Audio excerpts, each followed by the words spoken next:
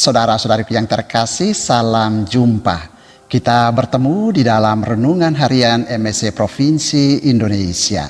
Warta sukacita dari hati, menyapa hati, satukan hati untuk sebuah dunia yang baru. Hari ini kita telah memasuki hari Minggu Paskah ke-7, hari Minggu Komunikasi Sedunia. Injil Yohanes pasal 17 ayat 11b sampai dengan 19. Saudara-saudara, pada hari Kamis tanggal 13 Mei 2021 yang baru saja lewat, kita merayakan hari raya kenaikan Tuhan kita Yesus Kristus ke surga. Sebuah perayaan yang mengungkapkan iman gereja akan Tuhan kita Yesus Kristus yang sungguh dimuliakan. Tuhan kita Yesus Kristus naik ke surga, kembali ke tempatnya, dimuliakan dan duduk di tahtanya, berkuasa atas surga dan bumi. Lantas pertanyaannya adalah, apakah dengan kembalinya Tuhan kita Yesus Kristus ke surga, lalu komunikasi dengan kita manusia terputus sama sekali? Tentu tidak. Karena seperti janjinya kepada para muridnya bahwa dia akan mengutus rohnya untuk menyertai hidup dan pekerjaan para muridnya.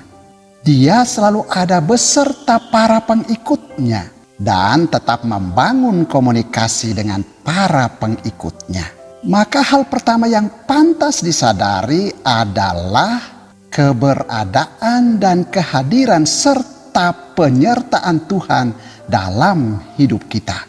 Sebuah kesadaran yang hendaknya menggerakkan kita untuk terus membangun komunikasi dengan Dia. Dan dalam bacaan Injil hari ini, Yesus mengajarkan kepada kita bentuk komunikasi dengannya lewat model komunikasinya kepada Bapanya di surga. Model ataupun bentuk komunikasi itu adalah doa, berdoa. Yesus berkomunikasi dengan Bapanya melalui doa. Yesus menengadah ke langit dan berdoa bagi semua muridnya. Ya Bapa yang kudus, peliharalah mereka dalam namamu, dan seterusnya. Yesus memberikan contoh bagaimana kita seharusnya berkomunikasi dengan Dia melalui doa. Karena seperti kita sudah tahu bersama bahwa doa adalah komunikasi antara manusia dengan Tuhan.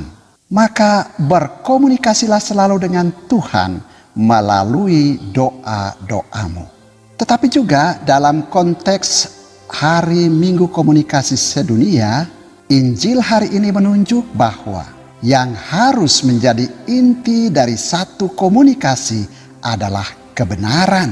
Dan kebenaran itu bersumber pada firman Tuhan sendiri. Dalam doanya kepada Bapanya, Yesus mengatakan, firman-Mu adalah kebenaran.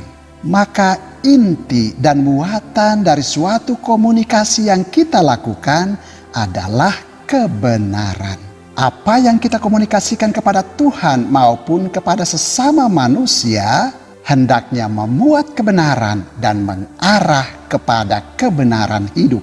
Maka dalam relasi dengan sesama manusia, hindarilah untuk mengkomunikasikan berita-berita bohong, hoax, gosip, maupun informasi-informasi yang sifatnya destruktif, merusak tatanan kehidupan bersama.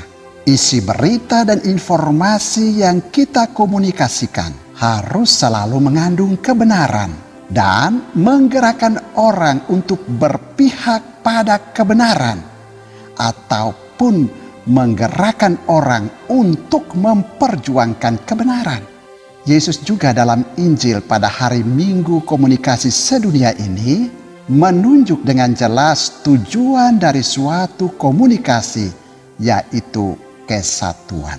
Dalam doanya kepada Bapanya, Yesus memohon agar Para pengikutnya menjadi satu, sama seperti Yesus dan Bapa adalah satu. Artinya tujuan dari sebuah komunikasi yang dibangun adalah kesatuan hidup, atau bahasa teologis biblis, keselamatan.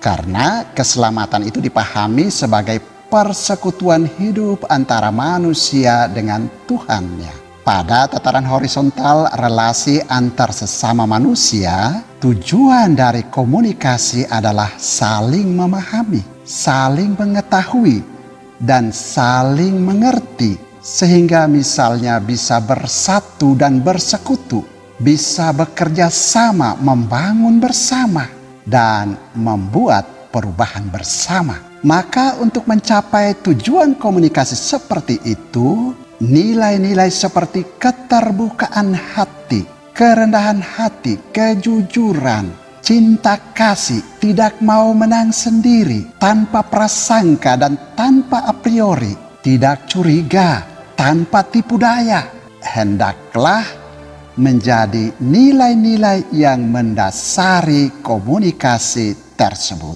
Catatan terakhir, tidak hanya nilai-nilai di atas yang mendasari suatu komunikasi, tetapi juga pilihan ataupun pemilihan sarana prasarana komunikasi haruslah tepat dan benar. Artinya, pemilihan dan penggunaan sarana prasarana komunikasi haruslah tepat dan benar.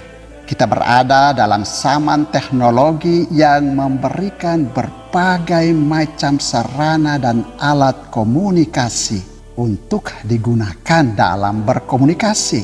Maka pilih dan pakailah alat dan sarana yang tepat untuk berkomunikasi secara benar. Hindarilah memakai alat atau media komunikasi di era teknologi digital ini untuk suatu komunikasi yang isinya tidak mengandung kebenaran dan tujuannya malah merusak tatanan kehidupan bersama. Mari kita tetap membangun relasi komunikasi dengan Tuhan kita melalui doa-doa kita, tetapi juga mari bangun komunikasi dengan sesama dengan berdasar pada kebenaran firman Tuhan untuk mewujudkan kesatuan dan keselamatan dalam hidup. Dan pilih serta pakailah sarana prasarana komunikasi secara tepat dan benar untuk mengkomunikasikan kebenaran kepada sesama manusia yang lain, supaya saling mengetahui, saling mengerti, dan saling memahami demi terwujudnya kehidupan bersama yang harmonis. Tuhan memberkati.